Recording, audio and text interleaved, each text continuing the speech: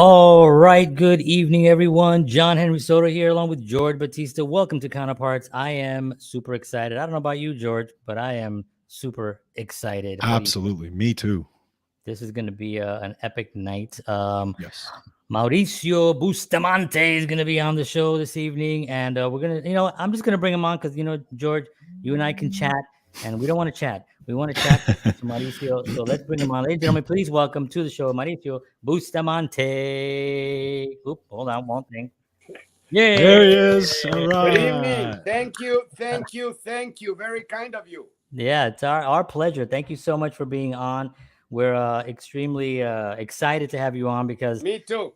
yeah, your history is amazing. You have some great stories that we want to hear.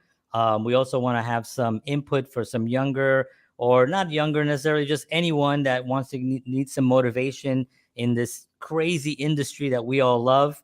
And I think that that's really one of the joys of having you on. Thank you. No, it sounds like a lot of fun. Yeah, And we have a lot of wonderful reasons to motivate artists that want to really dedicate their life to. And what Lee Strasberg used to say is, you don't need passports between the arts. Once you're an artist, that's an artist, and that kind of commitment, that kind of uh, commitment, really is what it yeah. takes. Yeah. That's fantastic. So I want to start off by asking you about how, Mexico City. How did that trip to New York City? How did that come about? Well, it was a wild adventure that started on my 13th birthday in Mexico City when we were at a restaurant celebrating my birthday, my mom, my brother, and I. And it's a normal family restaurant, but the most famous human in television walked in the door and there were no tables available. So I went over there and I said, "You want to sit down with us?" And he did. He gave me all kinds of advice about the industry. How some days you have no money, some days you have so much money you don't know what to do with it, Right. and so on and so forth. But he was in a weekly television show at the time, and everything was live in those days. Right. And so we were invited to go, and we went on Thursday evening at 8 p.m. was the show, and after which we had some lunch or whatever, dinner, after the show with a bunch of superstars. And I just never stopped going. And he told everyone at the studio that we were his nephews, so they would treat us well. Ah, Well, within 3 weeks, I was already in a television show. wow. And I was playing little roles. I wasn't like starring in anything, Yeah, but yeah. I was beginning to make my way, and I was working with the most famous people in the world for Right. as far as we knew. But a year later, to the date, we moved to the United States. So I figured, well, there goes everything. Mhm. And then we lived in Los Angeles for a year and a half. And the excitement of being in the United States and being in a completely different environment was all I needed at the time. But then we went to Denver. We moved to Denver, and the school shows began. Junior high school, and college. Right down the street in Denver, Colorado, on the same street was our house, our high school, the college. Now the college was a women's college.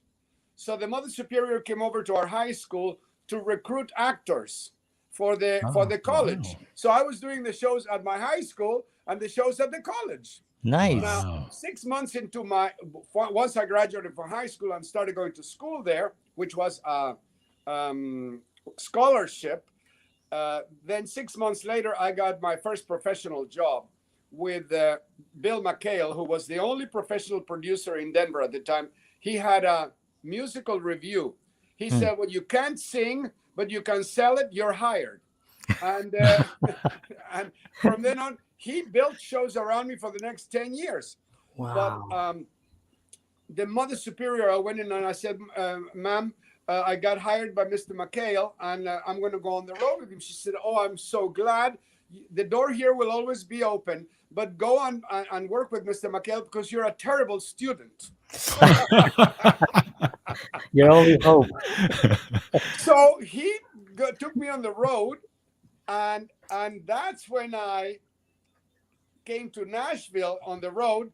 and we were doing the show called The Highlights of Broadway by Bill McHale's Highlights of Broadway. Mm-hmm. And this magnificent lady came backstage and she said, I'm casting this film. And she told me all these famous names that I have no idea who she was talking about. But I said, well, I'm in this show and I got to be in the show until June something. Well, can you come the next day to start shooting? Because Tay Garnett wants you in the movie. And he was the original director of The Postman Always Rings Twice. He was a wonderful director. Yeah. So I wrote to him and I said, my father is visiting me here in Shreveport, Louisiana, where we're doing the show. And he said, you bring your father. I'm sending 2 airline tickets and I'm going to put him in the movie with you. He'll be an extra because I was the waiter in the scene. It was all my scene with Yvette Benu, Christopher George, Yvonne DeCarlo. But they said, your father will be an extra in the movie and he'll earn a couple of $100 and he'll be with you and you'll travel together. Yay! So now, after that, we went to Oklahoma to see my younger brother who was in the Army at the time.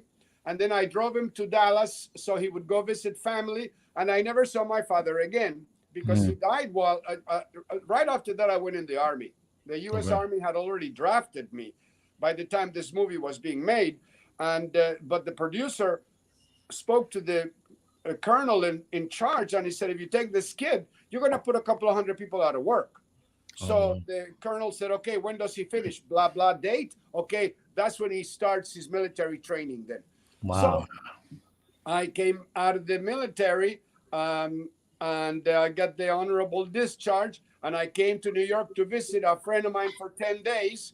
And he said, what are you going to do in Denver? There's nothing for you in Denver. He said, stay here. You can collect unemployment. I go, what the hell is unemployment? Blah, blah. So, okay. So, but soon after that, Bill McHale again. He cast me in Tea House of the August Moon. And off I was on the road again. And so here I was doing these wonderful shows, which were meant to entertain. And my purpose was at the time to entertain the audience. And that's what the directorial suggestions had to do with. That's what my choices had to do with. And so I was having a very fine time and having a lot of fun. Even the New York Times critic one time said he has a lot of fun on stage and gives us one too. So I didn't know anything about acting technique.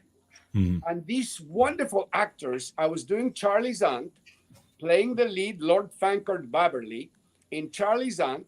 And this wonderful actor and actress, husband and wife, said, have you ever been in a good acting school? I said, what is that? And so I started to think acting classes. And I really, no matter what I really wanted to learn was the craft of acting. So this magnificent friend takes me to Lee Strasberg's class in 1973 as a guest. My gosh. Well, I'll tell you, I have the same thing in common with Jeffrey Horn, a magnificent actor from the films and the theater. And he said the same thing happened to him. In 5 seconds, we knew we wanted to learn what Lee Strasberg was talking about. Wow. So I went off on the road again. I did Oklahoma for about 6 months. I did another production of Tea House of the August Moon. And then I came to the Institute in Los Angeles first. 1975, I finally started studying full time. I thought I was going to go for 3 months. Then I learned little by little that it was going to take between 7 and 10 years to learn the technique correctly. Wow. So after 9 months at the Strasberg Institute in Los Angeles, then I went back on the road again. I did a wonderful production of Oklahoma with George Lee Andrews and Marty Morris, beautiful Broadway performers. And we toured, and then I went to the Institute in New York. And that's where I stayed until a couple of years ago. I finally, needed to, I had been teaching for 25 years. Wow. I had been in the Institute for 45, studying and performing and teaching. Yeah. So I figured I really needed to have a little freedom to run off and pursue my work as an actor and everything. But Lee Strasberg instantly changed the actor's life, because the first thing that I learned was what I was explaining a little bit ago, that I was into entertaining the audience. And with Lee, we learned how to enchant ourselves with our choices so that we could behave truthfully in the imaginary circumstances. So Mhm. I'm going to create a relationship with my brother or my son or someone in the play, and I'm going to make that relationship real to me somehow, even if I personalize it. For instance, I'm with John in the scene, and you're my son, and I want to save your life. Well, I may have a lot of love for you as an actor and a lot of regard and everything, but if you were my brother, then I would I would give my life for you. No Mhm. question about it in my mind. So now I have an option to turn my relationship with you into the relationship with my brother. And I go, now I understand that I have got to save your life. Right. So Wow. all Right. of this wonderful technique for the actor began, and no one understood the actor's instrument like Lee Strasberg. Right. I wanted to ask you about him because what was exactly his approach, That's exactly the question I was going to ask, his actually. approach that made you just within just a couple of minutes know that this is the guy that was, because he has his, I mean, Al Pacino's and the De Niro's and all the guys that were And that was the least of my trust me, that was the least of it. But right. when you first met him, you were like with an Einstein. Mm, So that just instantly, I'd never seen anything like that in the theater. I thought maybe in science or something. But what he understood was that it was possible to train the actor's instrument. For instance, the the principal tool of the Strasberg technique is the physical relaxation of the muscles. It's a relaxation that is done on a chair, like a folding chair, not a comfortable chair, but like a folding chair. And it's like a meditative kind of different from meditation, because meditation tries to tranquilize the mind, while this, you don't allow the brain to get calm. But it is a very meticulous exploration of the physical instrument with some movement to understand if there is tension that needs to be let go. So you're training the muscles to relax just because they're being told to. So what Lee was explaining was small muscles like fingers, the facial muscles, the neck, and the shoulders, because everything bottlenecks on the way up to the brain. So little tiny details of what are the difficulties with relaxing the muscles so that they can execute choices in front of the camera or in front of the audience. right. And so this wonderful relaxation exploration takes you through a meticulous attention. You give attention to every area of the face, the neck, the upper torso, the lower torso, all the way through the limb, whether it's the leg or the arm. And you move and drop the arms, you move the leg and drop the leg, and you are helping the muscles to understand that they're only using just enough energy as is absolutely necessary. Mm, And then you know that with those relaxed muscles, you then include the intensity needed for the scene, mm, because your character is never relaxed. So right. it can't afford to be literal tension, but intensity that you have control over. That's what belongs in the scene.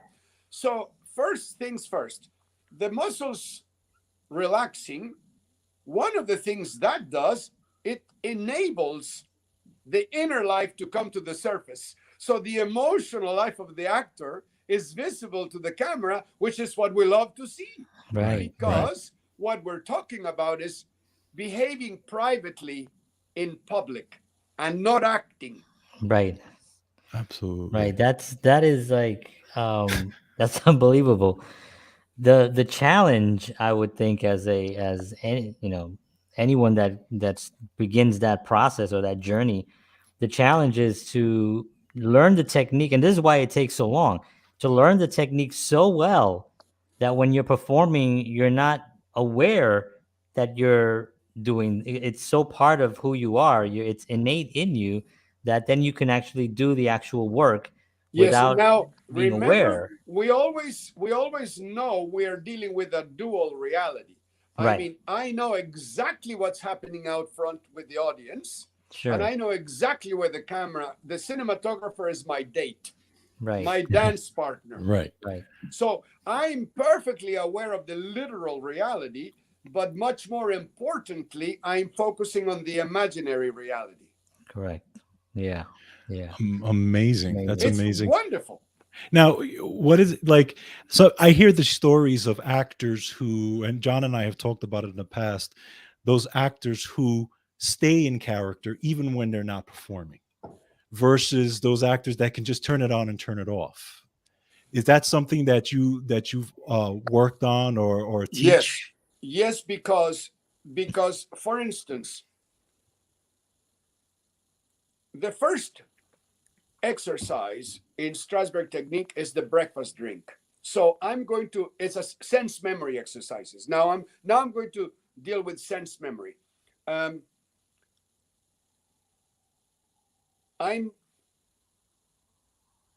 trying to remember the texture of the cup, the temperature of the cup. See, my senses are trying to explore a memory at will. So I'm focusing on this breakfast drink and the smell of it and the taste of it, etc., etc. Not pantomiming, trying to remember the sensory reality of the object. And then I finish the exercise and I come right back to the literal reality. I know the walls, I know the floor, I know the windows, I know whatever, the literal reality, right back to it. So from the very beginning, I was trained to come right back to the literal reality, and that when I'm taking my curtain call, it is Mauricio, not the character anymore. Right. On my way to the trailer from the set, it is me, not my character. So because we do horrendous things in performance. I have been raping and killing people my whole life.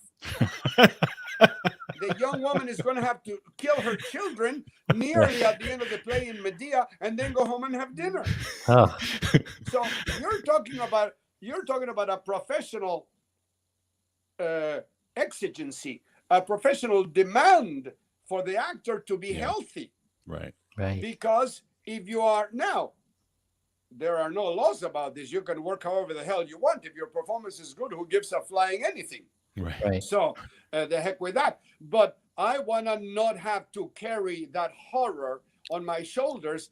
By the time the curtain opened in the lesson, which I was doing a couple of years ago, I already murdered 40 of my students that morning. Now, Lee and Stanislavski are asking me to try to make that real to myself. Well, fortunately, there's plenty of horror in my own life. Right. And I can go there and go, nah. But this is what the audience needs to see. A person in despair trying not to murder one more kid, one more student, and you end up murdering her anyway.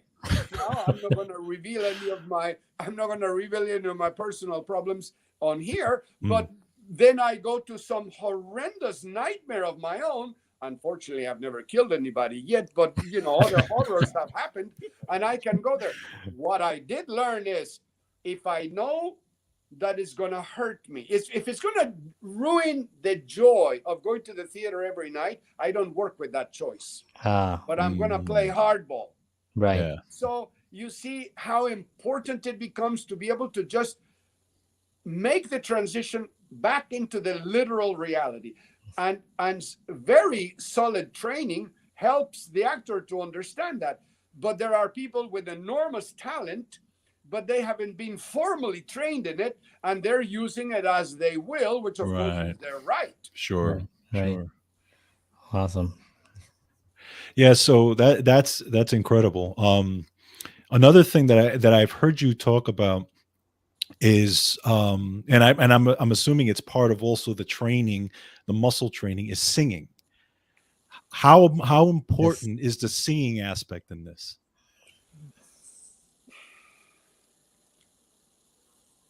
I can't imagine an actor not singing every day. Wow. There's a bike in the other room in which the breathing exercises start.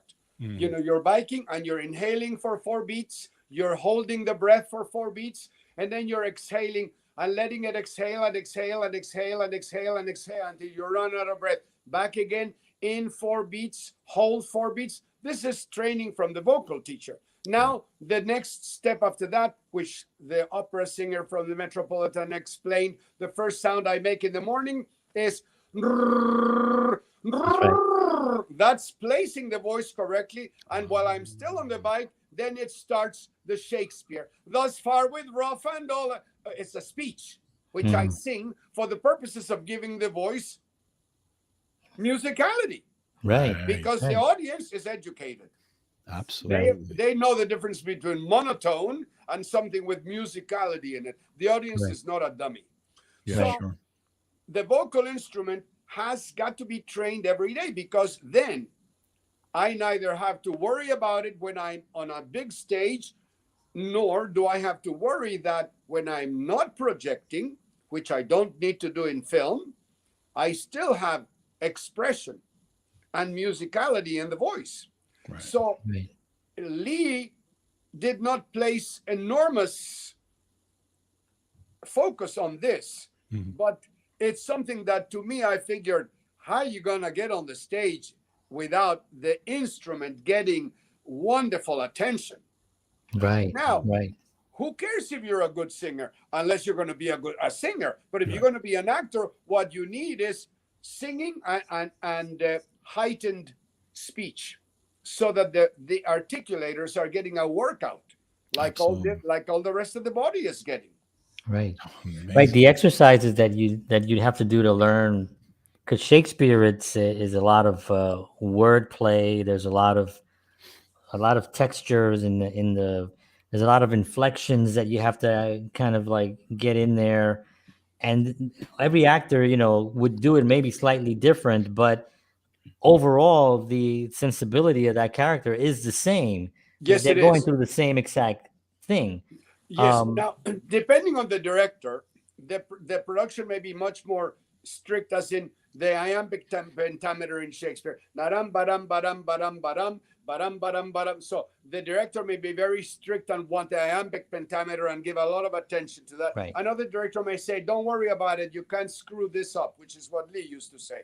So, but what you must be able to do is give your brain and your articulators enough time familiarizing themselves with this heightened language, so that you can also include the reality that you're trying to create. Right. I'm playing the nurse in Romeo and Juliet, for instance. Well, I know when I'm trying to be dirty and naughty. I know when I'm trying to hide that I'm a dirty, naughty maid. I know when I love the little girl. I know when all of those things also. It can't just be language.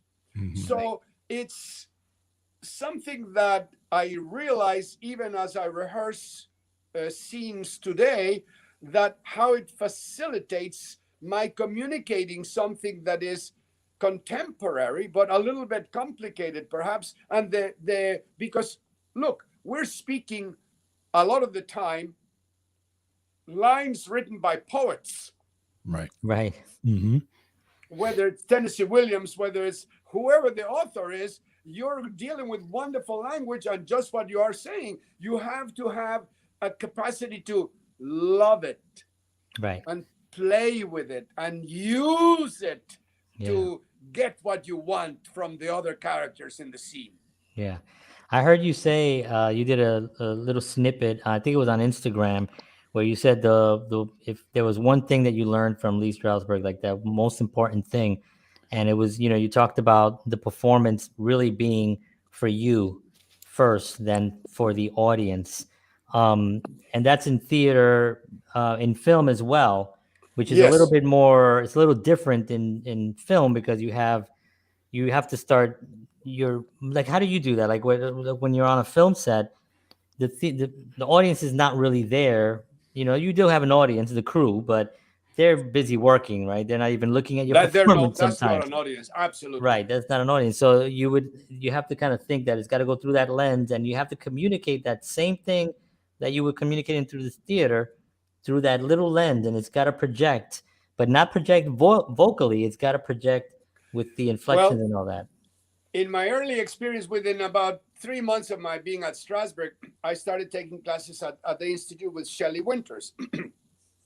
And she was explaining just what you're talking about. And she said, first of all, Lee always said the difference between theater and film is child's play, because the way that Shelley explained it, and on the stage, you speak loudly and think softly.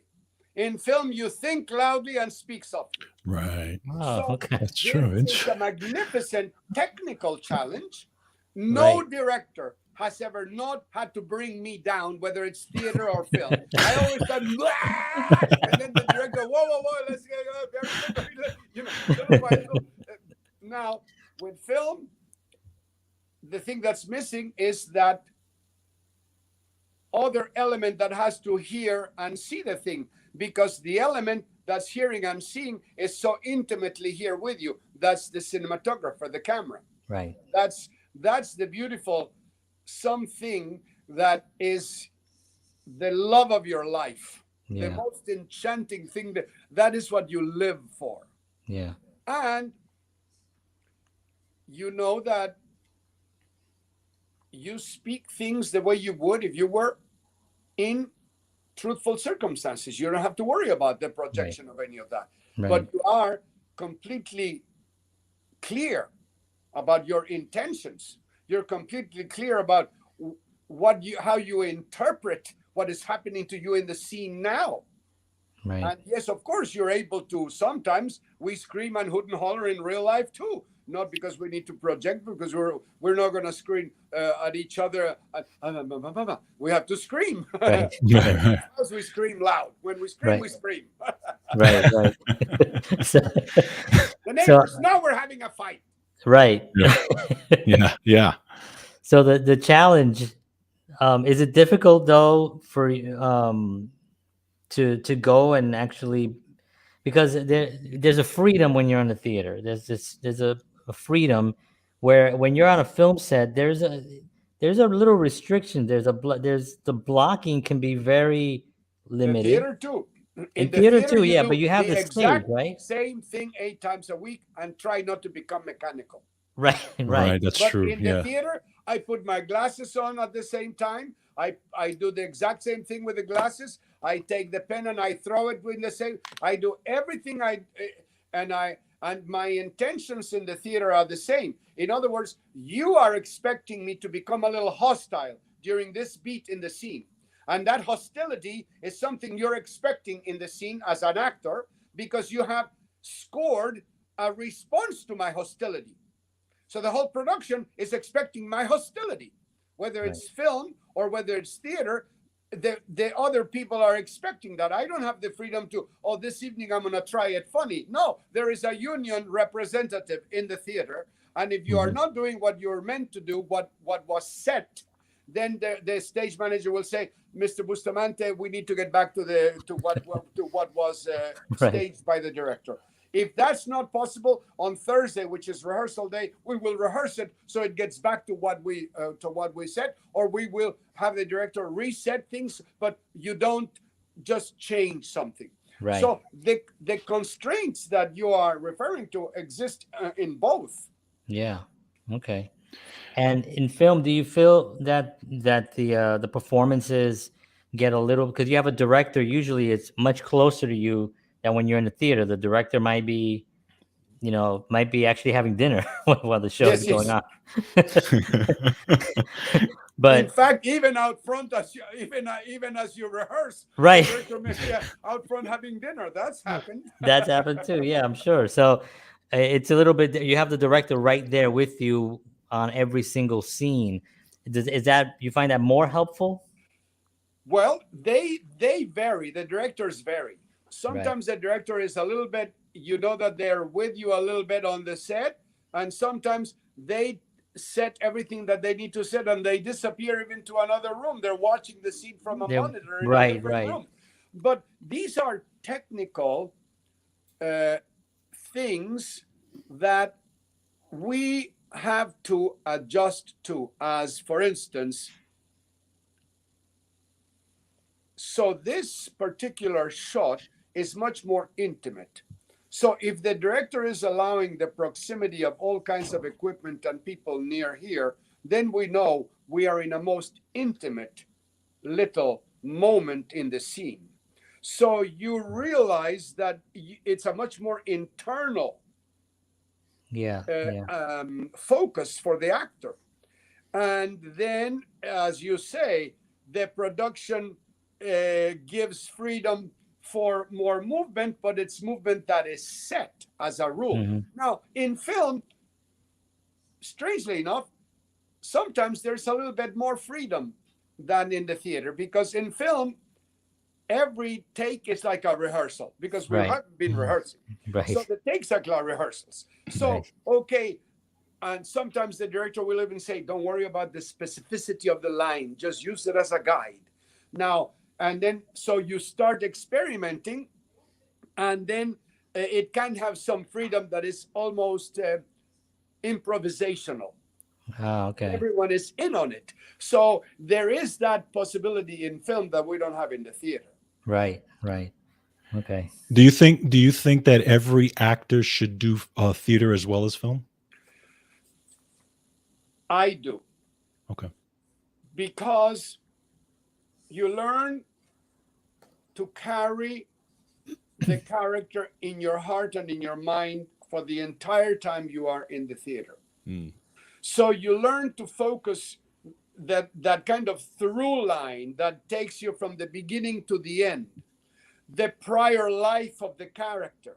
Right. You are focusing very specifically, as I was trained, to start my work of sensory exploration for things that have to do with my prior life.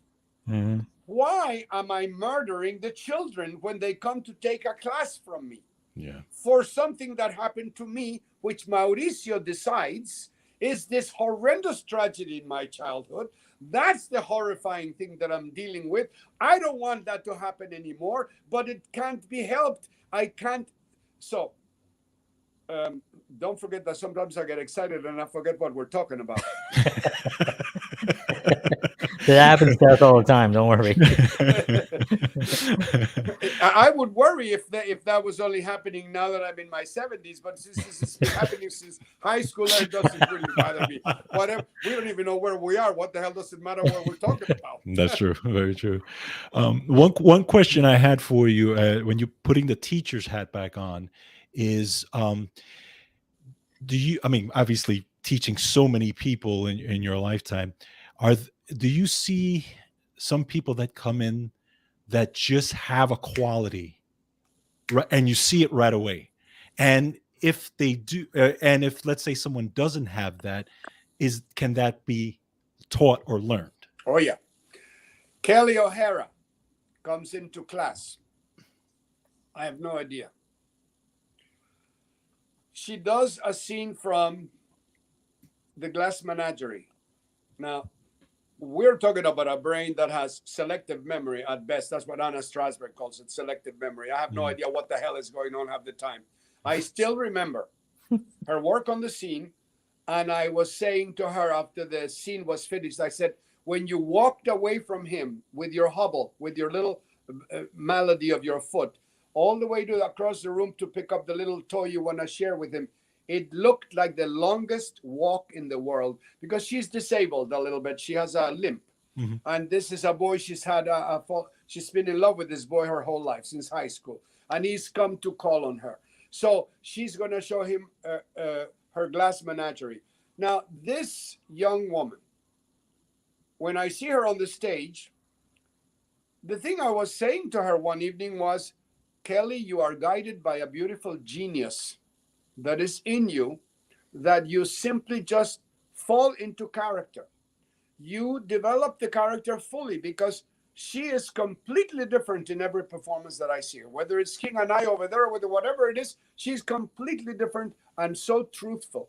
So that was someone who had it from day one. Now, she had been focused, her primary attention, on the singing. But that singing gave her a sensitivity, a sensibility that absolutely carries her through the acting, which she is very serious about. Mm-hmm. Now, what Lee used to say about the actor who did not show promise was that they, with time, can become sterling. Okay. And he also mentioned it is very sad to see when a real talent doesn't work hard enough. Right. Because often, not often, but sometimes, someone with less talent accomplishes much more because they're willing to work hard. True. Willing to work hard is the key. Marlon Brando and Al Pacino are two people we've always admired. You know what those people do? They work their ass off all day and night.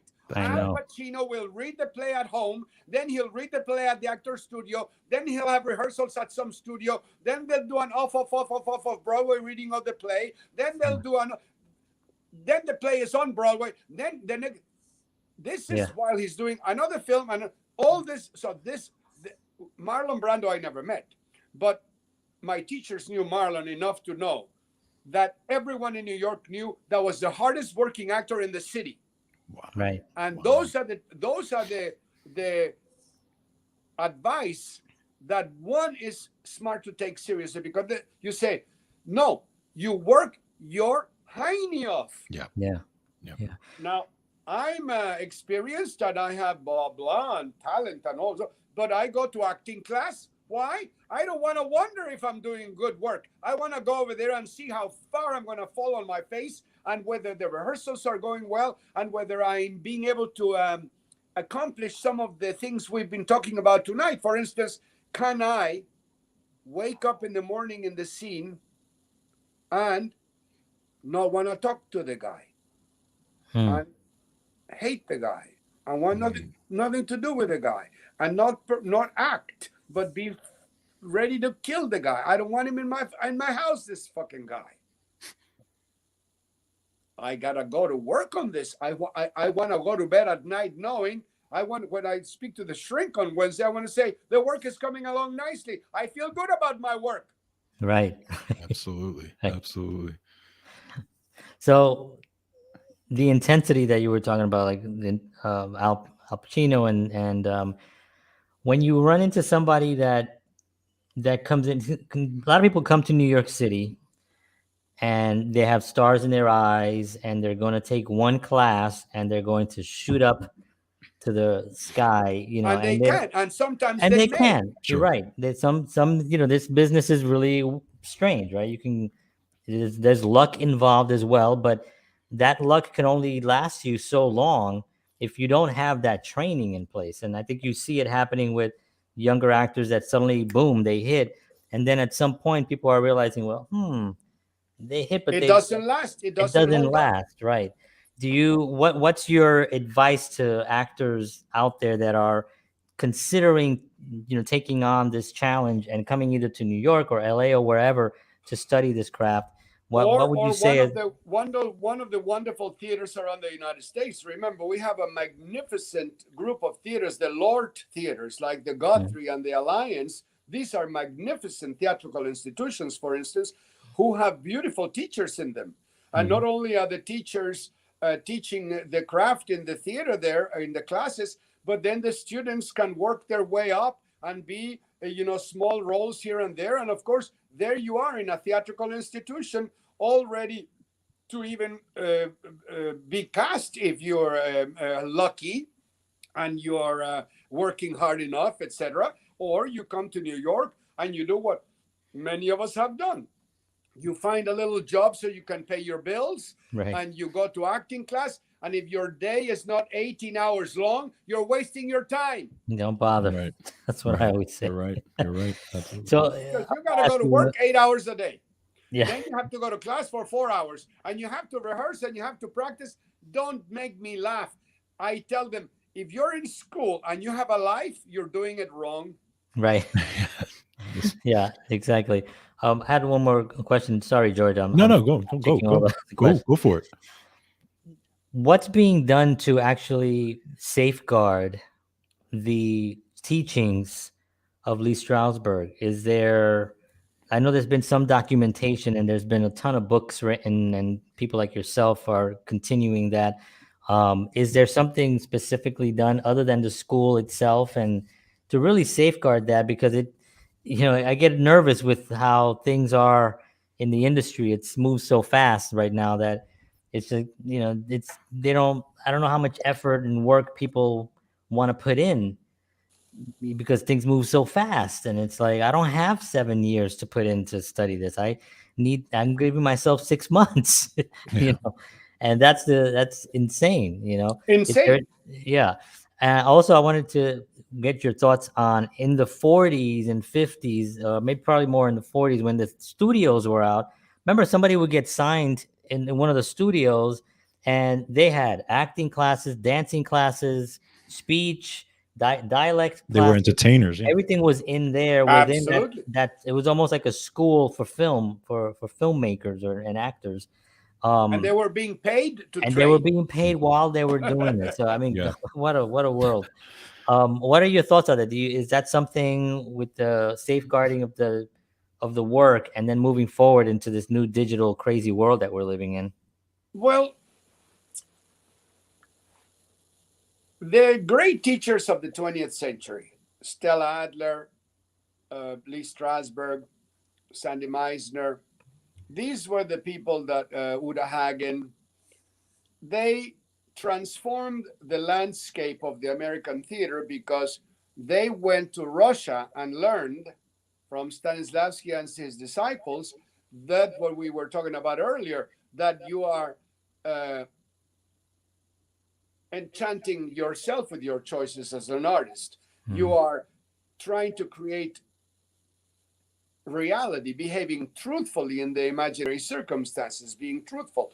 So all of that was being worked on very diligently by these magnificent teachers. But now the students of their students are the ones who are working, but technical work from the 20th century isn't going to go into the 21st century. I don't think so, because I see it in the technical work that I learned is not being passed on as effectively as all that. And we ask ourselves all the time, we don't think there is room for one more generation of actors that will, in other words, we don't think it's going to last another generation. And it's because a couple of the things you mentioned, which are true. Who wants to dedicate that kind of time? Right.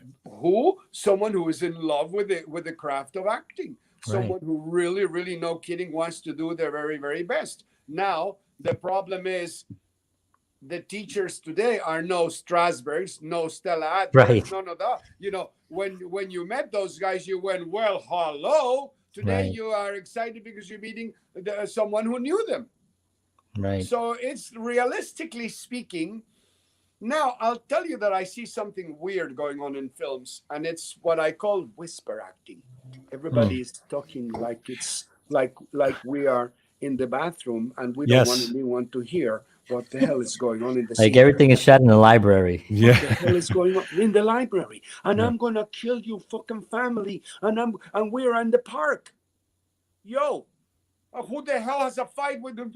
So I don't know what that's not a technique. I was joking around online when they say, where do I get how do I learn to do whisper acting? Right. I saw that. How do I not in the scene behave like I would behave if I was this person in my office? Why do I have to start whispering? When would I ever fucking whisper in my office if I'm dealing with a bunch of thugs? Right. Exactly. And that might be part of that. That the technical work of the 20th century is genius will come that I think will continue to make a difference. Now, there's a man by the name of David Gideon here in New York, a magnificent teacher who had a very beautiful relationship with Lee Strasberg. He was practically Lee's right-hand man, artistically I'm talking. And he told me he's training a couple of wonderful actresses that will be able to carry the work on. Oh, good. But he is someone that I know that is doing that. People that are coming out of the actor studio and are teaching the stuff, I don't see the Lee Strasberg technique. It's something completely new that's not Lee Strasberg. But David Gideon and the people he is training, there's hope in my mind with him. Yeah. I mean, there are going to be people that are interested in carrying that because, and it's always, they may not be prominent everyone, but like for instance, George and I are musicians, and we listen to the blues and we listen to jazz, and that's the best music really ever made. We love rock and roll as well, but that was really what we what we dive into. So there are musicians now that are taking that, and jazz is huge around the world. It's still, because I think the purity of something is eventually going to be seen, Yeah. especially with like what we went through with some of the TV shows like in the 80s and the 90s. It seemed like they were really struggling to try to come up with something. Not all of them. There are a lot of great shows as well, but Uh-huh. it just seemed flat in what you were talking about, even whispering things, very low Whereas key. I have recently gotten hooked into a Downton Abbey, for instance. I'd never watched it until the last Okay, couple yeah, of my weeks. wife watched the whole thing. She loved, Now, she loved every it. single actor in that thing, from the servants to the extras to the top of the line, they've been working on Shakespeare since they're 8 years old. I Right, know. right. It's in the They, schools though. That's another of thing. course. So every single one of those people has been in the theater their whole life. Right. And look at what brilliant work they're doing on camera. Incredible work. Incredible. When you look some of the British, just even the comedies, they're so they're so technical, and you think it's humor, which should be somewhat free, but it's very well thought out, and Very, it's very well thought brilliant. out. Now, have heard things about the English actor that fascinate me that have to do with language, with Shakespeare, that the syllables and the words affect the actor internally in a Yes. way that we don't understand as clearly here in America.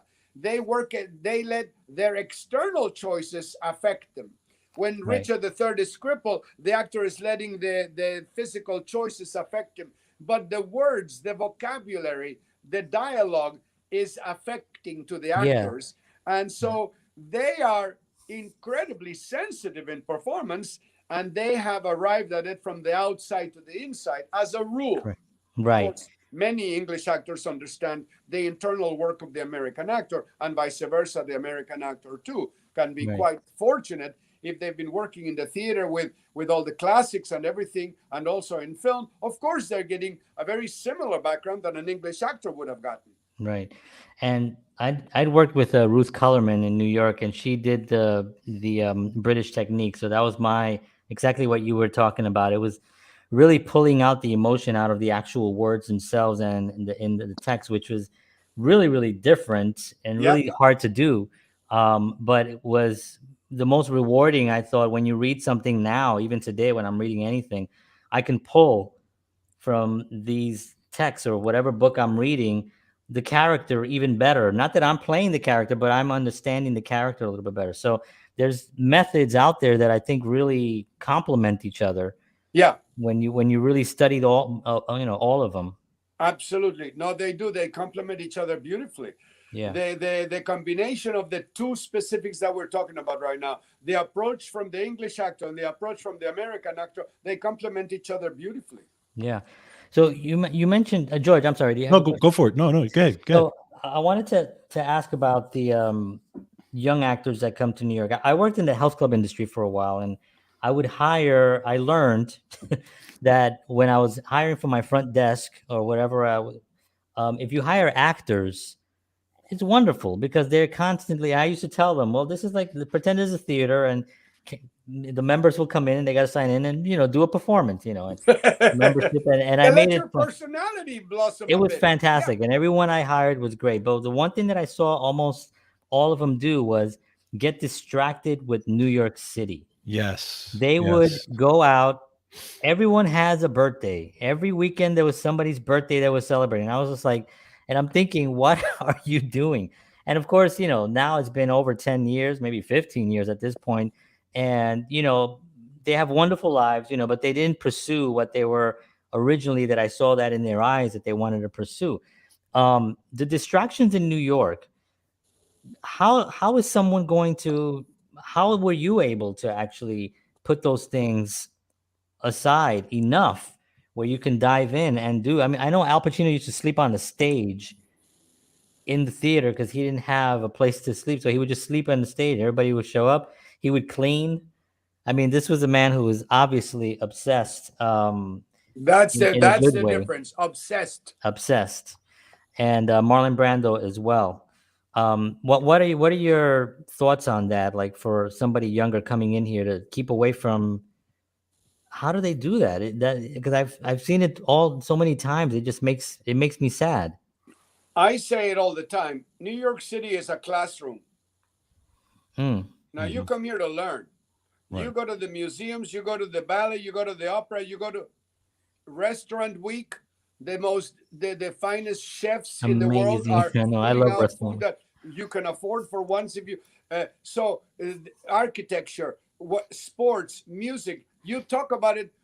New York City has to offer it. So the tricky part is not falling into the craziness that you were describing, which Yeah. who isn't going to fall into that craziness? I was lucky because I came here already in a play. You know, Right.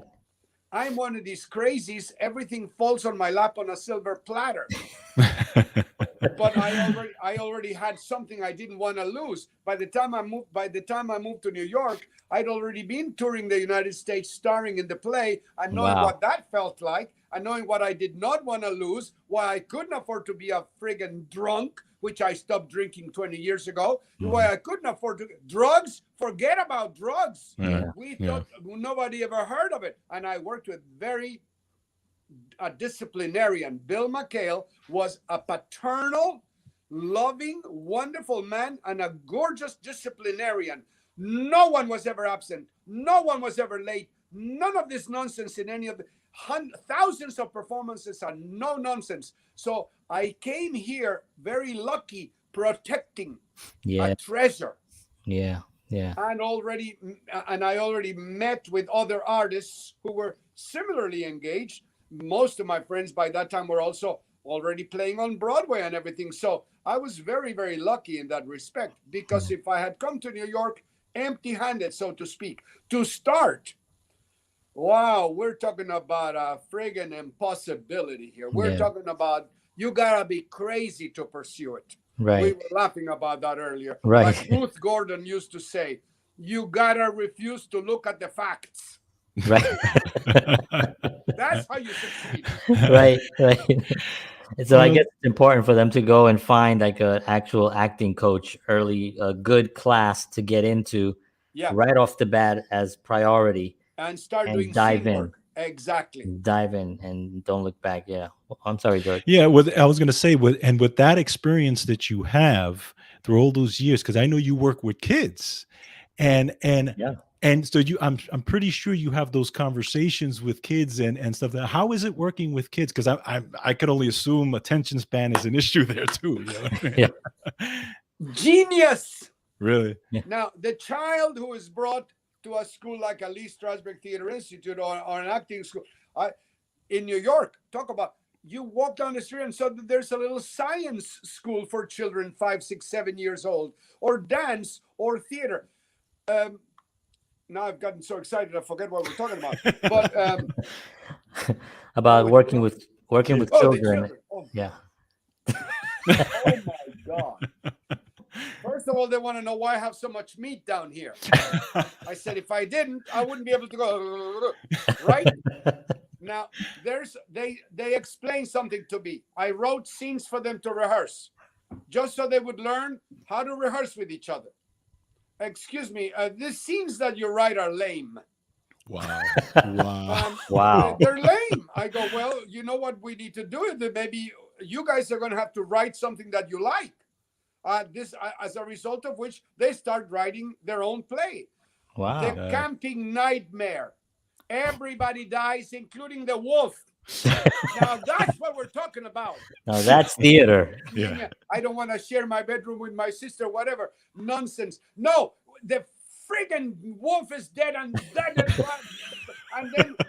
then the next thing we're flying to the moon and we're doing all sorts of things and we're bugs and we're all sorts of crazy things. That's what we're talking about. They come in one day, they say, we need all the lights out today. What? No. Oh, we've got to have all the lights. How do you? They nearly stopped them. They got what they wanted. They turned all the lights out in the theater and they all had lighting instruments. They had planned a whole improvisation in the dark with their little lighting equipment, and magnificent surprise for the teacher. And here I had to remember a rule that I learned from Harvard University. Children hear the word no 80 something times before they hear the word yes, and they learn through yes, not through no. So I'm saying, shut your stupid trap, you fool. They're smarter than you are. Right. And they say, can we please do Shakespeare at the end, because that's the easiest. It's the easiest. Wow. Oh, and then why do you want to marry a boy? My mommy, I have two mommies. My uncle has a husband. Oh, bro, 8 years old. They start a whole town. They have the whole thing going. A town hall meeting about sexuality and the new Oh way my of God. life. So they simply have something that they haven't lost. Right. Yeah, right. I was Exactly. just gonna say that it hasn't been beaten out of them from life and experiences and individuals that. And when I see them in the class, the one who wrote, Easy was her name, Easy. She's the one who wrote The Camping Nightmare. A couple of months later, she was on the Broadway stage in the musical about the dancing boy. I'll remember the name of the musical in a moment. I remember how. Evan Hansen. No, a little earlier. Oh. Billy Elliot. Billy Elliot. Yes. Okay. And I remember that the Institute was having a lot of difficulty at the moment, and they didn't want to hear anything about vulgarity in the classroom, etc., etc. And I said, no, there's no vulgarity in the classroom with the children, for sure. But once in a while, they ask me permission. Can they say a cuss word? I go, once you can. You can curse once, no more. But the little girl goes on the Broadway stage at age 8 or 9. The first word out of her mouth on the Broadway stage is, you look like a dickhead to me. The other little boy is seeing dead people, right? And so the children are having to deal with crazy stuff in the theater and in the films. Right. So you're giving them a lot of leeway because they themselves come up with crazy stuff. They're improv. They want to improvise on being on lockdown. Oh, wow. God. That is horrible to me. That's terrible. I would never dream of putting him through that. Right. They ask for it. They want to do it. In the 2016, every improv have a Hillary and a Trump in it. They're genius. It's the ultimate in creativity, those kids. That's it. Unbelievable. Unbelievable. So I wanted to quickly, before we wrap up, I wanted to geek out a little bit on some actors. Like we were talking about Marlon Brando a little bit. There was a shift when Marlon came on the scene on acting, really. There was this fast paced, hey Maria, where are you gonna go there? Oh yeah, so there was this kind of tempo that went on in the 40s and even onto the 50s. And then Marlon Brando, it was presentational. It was a presentation. It was like, hey Maria, where are you going today? I'm gonna, and it was this, and it probably came from the vaudeville stage and all that stuff. Yes, right. Absolutely. But then Marlon came along and changed everything. And not only him, but the people that were around him, he seemed to also change them as well.